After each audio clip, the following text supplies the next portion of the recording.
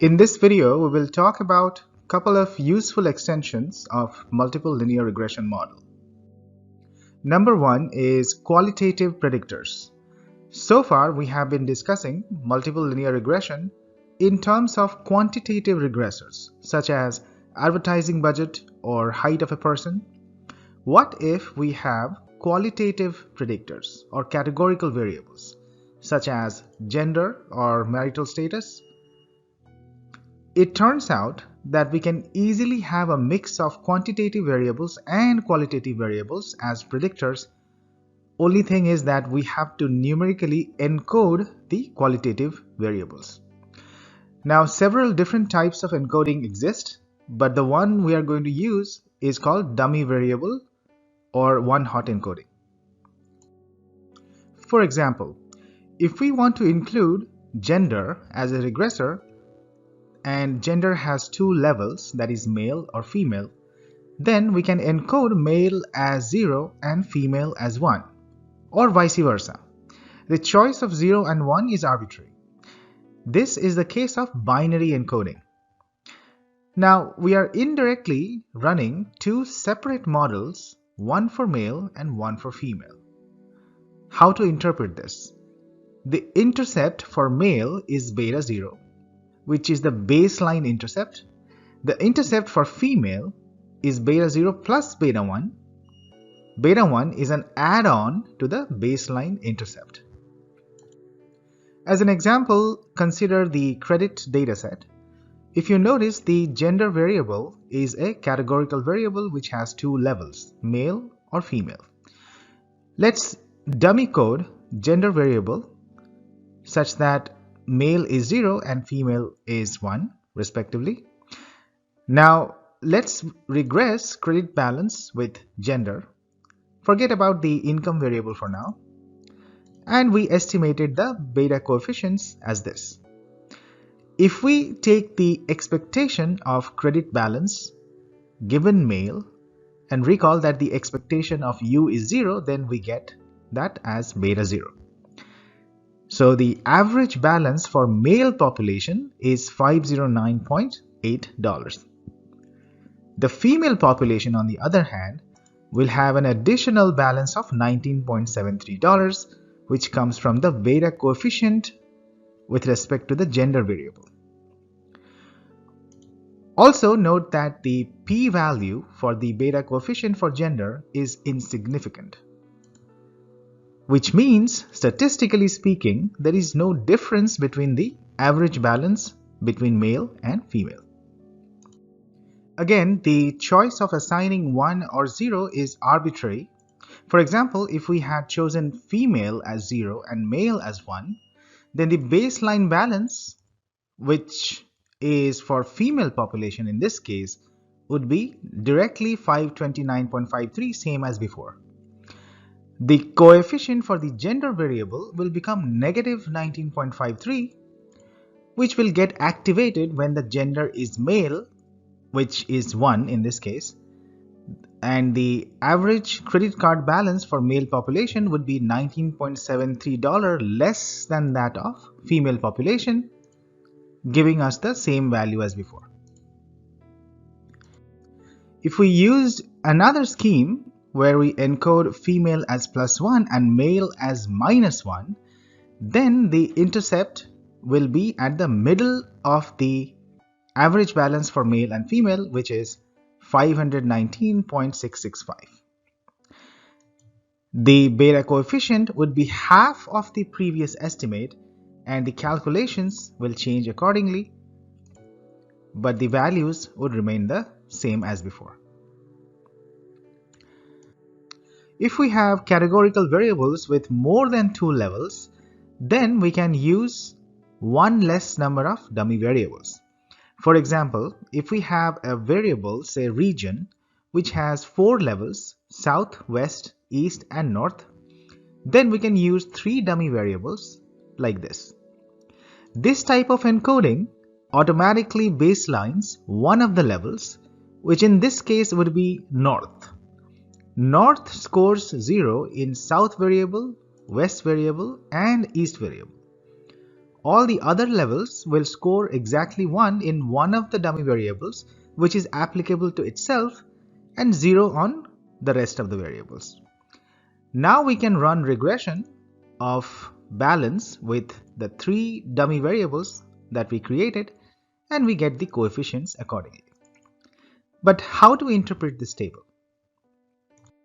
North region has an average balance of $531.06 because it's the baseline.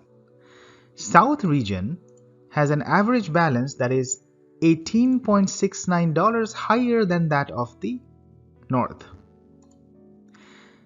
West region has an average balance that is $12.5 less than that of North, etc. Alright, you might think why one less dummy variable are used than the levels.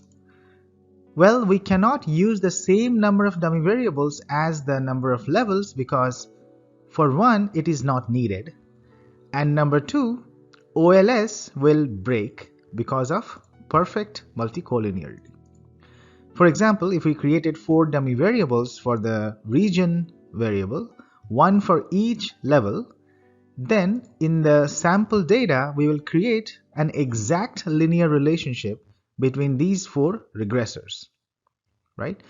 We can't have perfect linear relationship or perfect multicollinearity between regressors. Alright, so now we know how to treat categorical variables in regression. Next, let's talk about the synergy effect or the interaction effect. Example, we have this regression model with 2 predictors, TV and radio. Now, if the TV budget goes up by $1,000, then the sales will go up by beta 1 times 1,000. Similarly, if radio budget goes up by $1,000, then sales will go up by beta 2 times $1,000. If both TV and radio budget go up by $1,000, then we would expect the effect on sales to add up, right? More often than not, in practice, you would see sales going up more than the additive effect. This is called as the synergy effect or interaction effect. There is an add-on impact on response variable when 2 or more variables are interacting. So how to capture this in our model? Consider a plain vanilla regression model with 2 regressors x1 and x2. While beta 1 x1 and beta 2 x2 capture the main effects of the regressors, we can include an interaction term given by x1 times x2, and that captures the synergy effect. At higher levels of x1 and x2, the interaction term will become more and more significant, and it will add to the individual effects of x1 and x2. Also notice that by including the interaction term, we have relaxed the linearity and additive assumption in linear regression. So the above model can be written in this form. Here we have indirectly made a beta coefficient dynamic, which depends on the value of another variable. That means we can control the impact of x1 on y by controlling the value of x2. Now let's say in the advertising dataset, we decided to include the interaction term between TV and radio. If we do that, then the impact of TV budget on sales will depend dynamically on the radio budget. We can infer the term beta 3 as the increase in effectiveness of TV budget on sales for 1 unit increase in radio budget. Now we can modify the equation and write everything in terms of the effectiveness of radio on sales as well. If we look at the statistical output, the interaction term is significant, which means the true relationship between y and x is not purely additive, but there is also the synergy effect. Now, sometimes in practice, the p-value corresponding to the interaction effect may be significant, but the p-value corresponding to the main effects may be insignificant. However, if we decide to keep the interaction term in the model, then we must also keep the main effects in the model even if they are not significant. This is called as the hierarchical principle, which states that if we decide to keep the interaction term in the model, we must also keep the main effects in the model even if they are not significant. I mean, it does not make sense to keep the interaction term when the interacting variables themselves are not included in the model, right? We talked about the interaction between two quantitative variables such as TV budget and the radio budget. The idea of interaction applies to qualitative variables as well. Especially the interaction between a quantitative variable and a qualitative variable is very interesting. Consider the credit dataset with one quantitative predictor, that is income, and another qualitative predictor, that is gender. Now, if we fit this model to the data, which does not have an interaction term, we are essentially specifying two regression models between balance and income, one for each gender. Now, the two models have different intercepts but the same slope. It means we are fitting two parallel lines. But why should the male population and female population have the same slope? There is no reason, and it appears as a limitation. Turns out we can overcome this limitation by adding an interaction term to the model. If we add an interaction term, we are fitting two completely different lines, that is, different intercepts and different slopes. Linear regressions at the heart of it are based on linear relationship between y and x. But as we discussed before, we can have nonlinear transformations of variables as regressors and it will still work. We can simply treat the nonlinear transformation as new variables. This particular form is called polynomial regression and is used pretty often in practice to capture nonlinear relationships between y and x. For example, consider a sample dataset between miles per gallon and horsepower data, and here is the scatter plot. First, we model without the nonlinear term.